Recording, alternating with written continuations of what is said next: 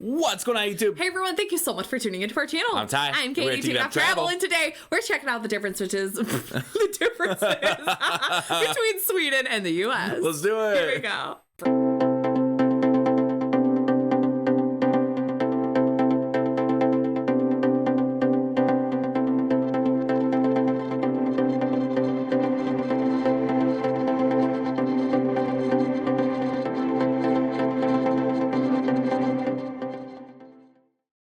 All right, kind of a crazy intro. Yeah. So today we're checking out 10 differences between schools in the US and Sweden. There we go. So this should be a really interesting video. Yeah, I'm excited to learn more. Yeah, this is a suggestion, so thank you so much. Thank you. Yeah, and I'm ready. Yeah, let's do it. If it's your first time coming across our channel, please give us a quick subscribe. We'd greatly appreciate it. We come out with videos every single day. Hit the notification bell. We sure do. And leave us a suggestion like this one. Yeah, we are learning all about Welcome the world. back to my YouTube channel. In this episode, we're going to be talking about 10 ways that Swedish schools are different from American schools. Let's do it. Here we go. All right. I think we saw a video from him before. Yeah, I think so. I think so too. It was pretty good. Yeah.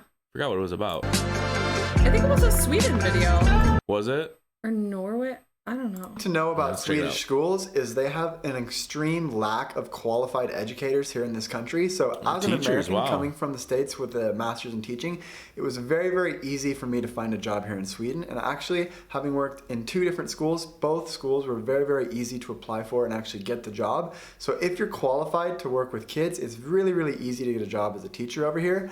And that is one thing to consider.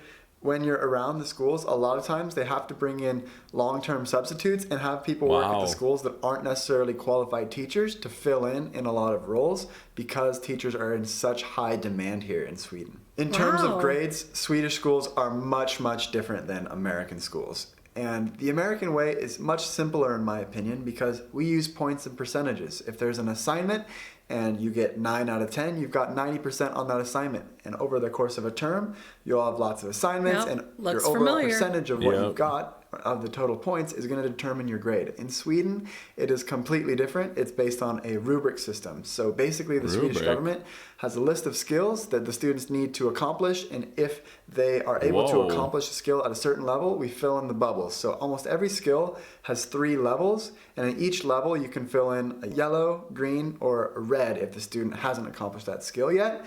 So that is one thing to keep in mind, that the grades are completely different, and it took me some time to wrap my head around it because I first looking at this grade book going greens and yellows and reds and different levels, and I'm like, how am I supposed to give this kid a grade, an A, B, or C? And essentially, for a kid to get an A in a class, they need to have all greens at the advanced level of a skill. If they cannot do every single skill on the rubric at the advanced level, then they cannot achieve an A in the class. Also along the line of grades, students can actually get an E grade here in Sweden. They've got A through F, which includes the E, and in America, we do not have an E grade. It's just A through D, and then F means fail. Another difference that is different here in the schools in Sweden is that the student schedules are much, much different than what you might be used to in America. In America, it's much simpler. Like in high school, for example, you've got 6 classes a day, each one's an hour long, and you go to the classes, you go class to class, and then you get done at the same time every day. Well, that is not the case in Sweden. The schedules here are all over the place. They can be really, really confusing to navigate until you get used to it at first. Wow, that's nice. That's almost like a college schedule. Yeah. So like on Wednesday, you wouldn't have to go in till 12:20. Yeah. That's nice. Yeah, Tuesday, nothing. Yeah. Wow. But essentially, the schedules,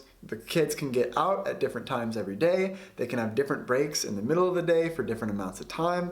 So it's a lot less structured and the same every day like it is in American schools. The kids have a variety in their schedule where it is based. Not to pause, sorry to pause it again, but that's interesting because I wonder how the bus system works then. Like the school bus. It probably works like kind of like just every hour or something. It just continues to roll. Yeah. That's very different. Basically a different schedule every day over the course of the week. And to go along with the scheduling in Sweden, it's actually the teachers that move from class to class. And the students are usually housed in a single classroom. And that's completely the opposite back in the States because usually teachers have their own room in America and the students will go from class to class visiting each teacher. So it is a different way of doing it. The teachers, basically their home base, they have teacher rooms I'm grouped right now in a room with 5 other teachers. Really? That's Oh my where we go gosh. between lessons or when we have our planning time. But as a teacher, I actually prefer Not a to lot have of my own space. classroom. So that Yeah. is one thing that I prefer about the American system. But there are definitely advantages to doing it both ways. One thing that kind of surprised me about Swedish schools, and in particular private schools, is at Swedish private schools, the students do not have to pay to attend. It's Really? actually illegal to charge students for school at the lower grades. So all of the private schools are funded by the government, and the government actually gives the schools a certain amount of money based on how many students are attending the school, which was kind of mind-boggling for me because in America, most times private schools are very, very expensive. Yeah. And just that is one difference that kind of took me by surprise when I first started working in the Swedish school system. In terms of my situation specifically being a PE teacher, there are a ton of activities that we're doing here in Sweden that I never had training in America and that I never did in school as a student, such as a lot of the winter activities. We've been able to do ice skating with our class. That's sweet. That's A so lot cool. of nature activities like going hiking in the woods and being able to orient yourself. Swimming is a big part of the PE curriculum here in Sweden. Dance is a big part of the curriculum here in Wow. Sweden as well That's for awesome. PE. Yeah. I never remember having a lot of dance going through school myself in my own PE classes, but I actually had to teach dance at my previous school. So there are a lot of things that are different in terms of the curriculum, and especially some of the winter activities.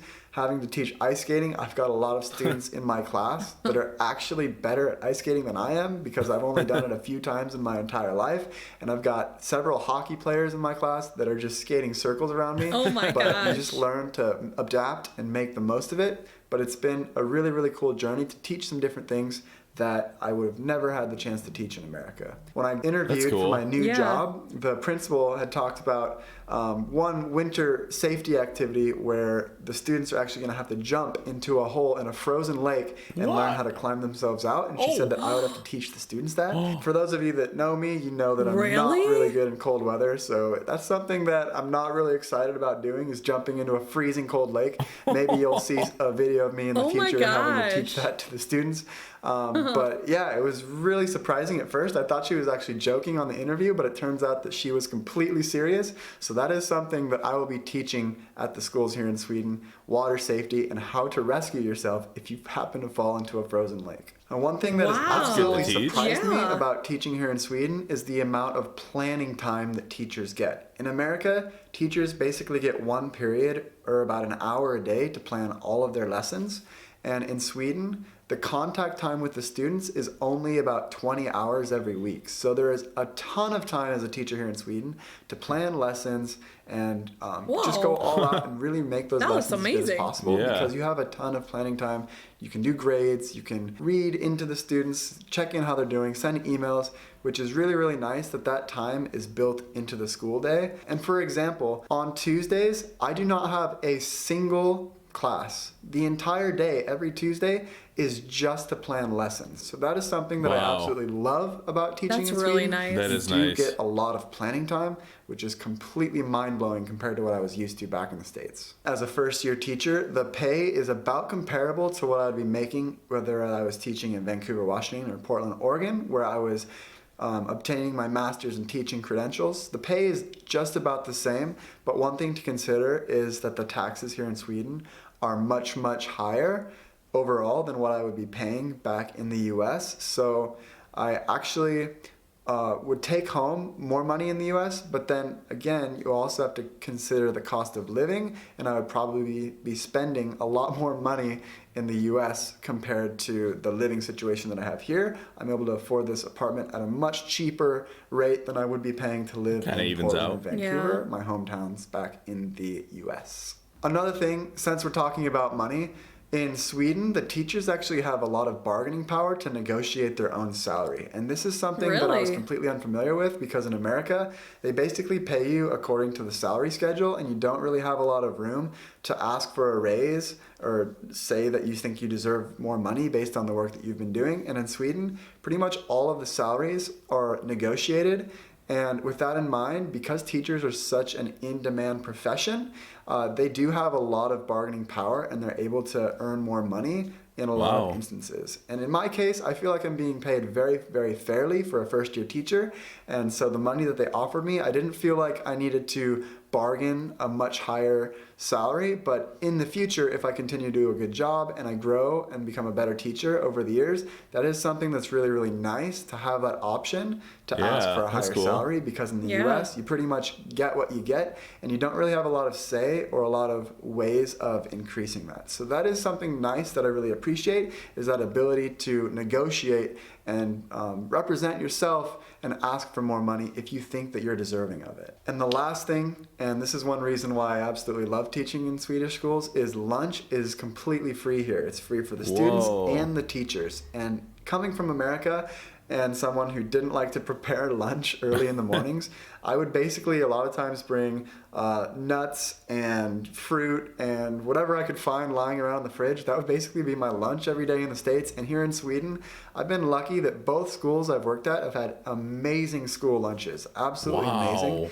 And the students actually eat with the teachers all in the large cafeteria. Dang. So it's really, really nice. You can talk to the students, bond with them a little bit, and enjoy the free food because it's absolutely excellent. And that is one of the highlights for me teaching in Sweden, having that free lunch. Free lunch, so with that being said, those are 10 ways. Sweet. That was cool. Yeah. That was a good video. Yeah. I'm surprised about the scheduling. And I'd be interested to know about the buses, the school buses, how that works. Yeah. If it's just a loop. It's so different. Probably, yeah. More like a public transportation, probably. Right. Maybe they don't even have school buses. Maybe it's just public transportation. Really? Yeah, but think if you're a kindergartner, you're just going to ride public transportation. That's true. You know? Yeah. Wow. Interesting. Let us know in the comments if you know that. Yeah. And that was good. Yeah, I liked that. Yeah, I like that a lot. Differences. Definitely different. Yeah, the grading scale. What? Oh, yeah. Green, red, yellow. That'd be confusing. Yeah, it would. Well, to us. Yeah, right. Sweet. Well, let us know in the comments down below if you enjoyed this video, what we need to check out next, and thank you for watching. Yeah, thank you so much for watching this video, and if it's your first time coming across our channel and checking out one of our videos, please give us a quick subscribe. Hit that notification bell to stay up to date because we come out with videos every single day, and we can't wait to see you tomorrow. See you tomorrow. See ya.